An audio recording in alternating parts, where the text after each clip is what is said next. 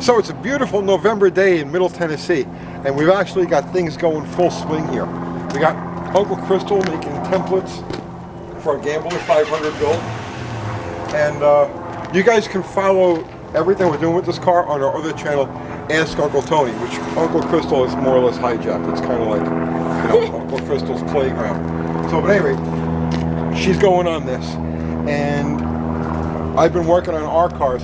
So bottle rocket is all together, the rear end is in it. We're going to, the only thing I haven't done with this yet is put the deeper pan in. It still has the stock pan. But there's a dry shaft loop in it, everything's all, car's all NHRA legal now. And later on this week we'll take her out front over here and we'll do some 330s with our new G-Tech. Try that thing out. So, but I've been working on the Dart, the Plan Z Dart, so that's what I want to show you. Here, let's come over here.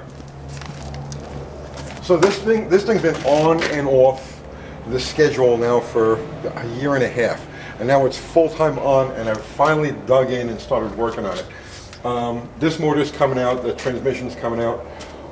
But I wanted to show you guys, I want to explain this car to people, because a lot of guys don't get it.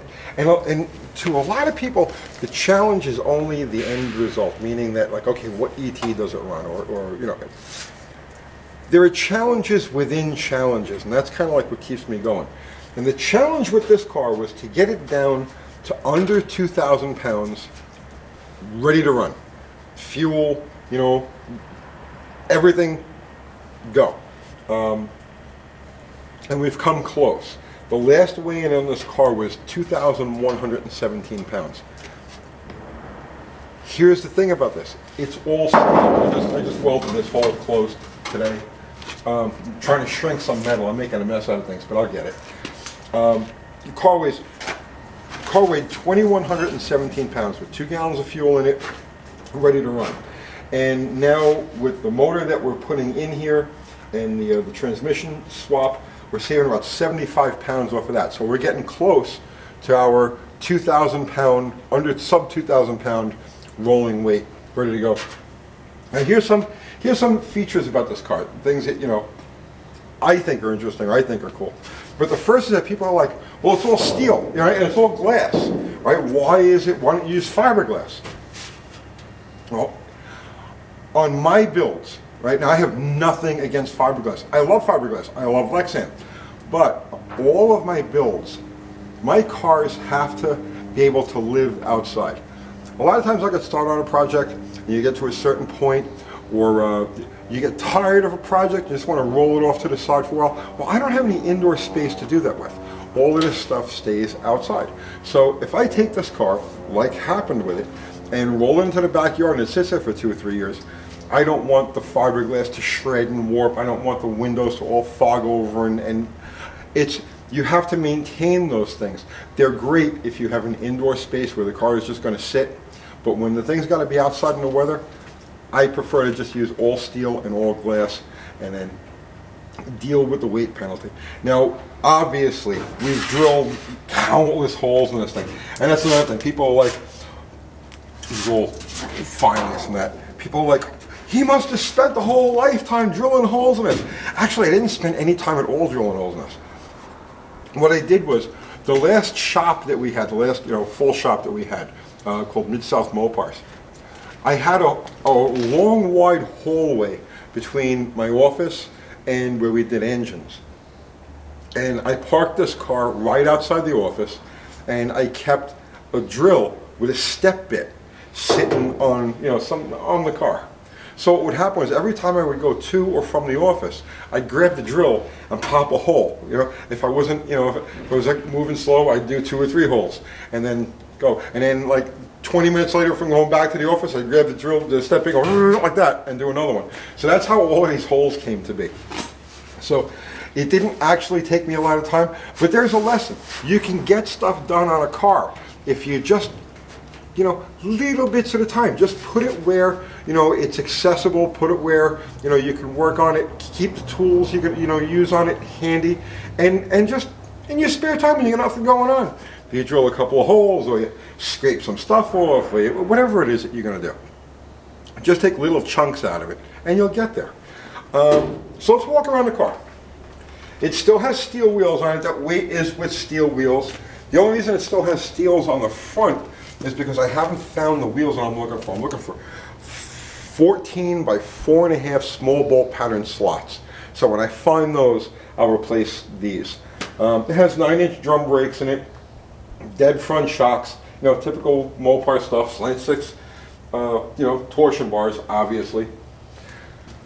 The only part of this car that I haven't removed any weight from, and I won't remove any weight from it, is the actual unibody structure.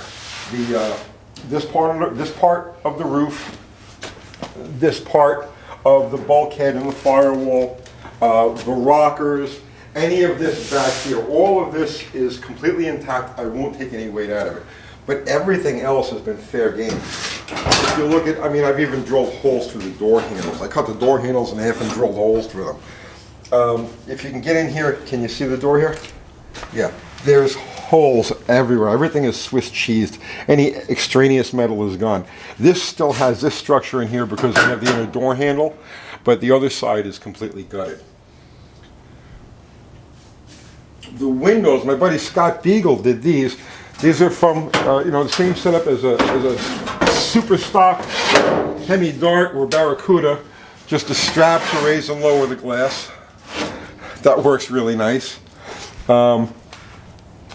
Just a single fiberglass seat. It's actually mounted on wooden blocks, you know, to get the right height, get it off the floor there.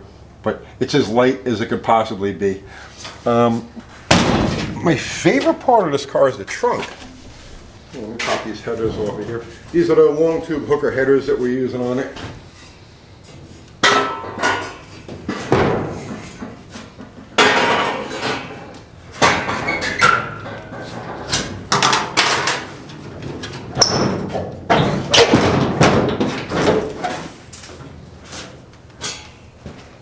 Who needs fiberglass? So you can see it really doesn't even have a trunk. The rear shock cross member is intact, and I left all of this metal on this side because obviously the right side you want weight on the thing. The fuel cell was just mounted in. I didn't put it all the way in the corner. I wanted to kind of center the weight. It's kind of balanced. It works, but yeah, that's the way this whole car is. Anything that isn't coming along for the ride, even the rear frame rails, I cut the center out of the rear frame rails and it's been replaced with this aluminum plate, 1/4-inch aluminum plate. So if you ever want to know how you get a completely functional, all steel, all glass, 1969 Dart, 67 Dart, down to 2,000 pounds, this is how you do it. And that's it. This motor's coming out. Going to clean and detail everything that's under the hood. There's a couple of holes I still need to drill in the K-frame because when I drilled all those holes, the motor was in place. So, you know, there's some areas where I couldn't get in there.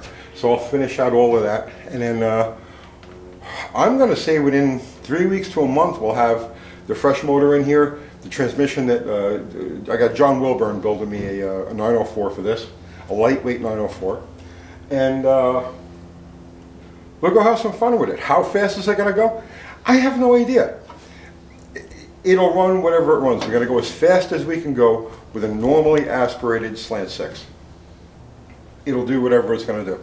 But I'm having fun with it. This is a truly fun project. This is as low bucket deal as you could possibly get. So that's it. I figured we just bring up the speed on all of this, and I gotta get back to work. I'll see you tomorrow.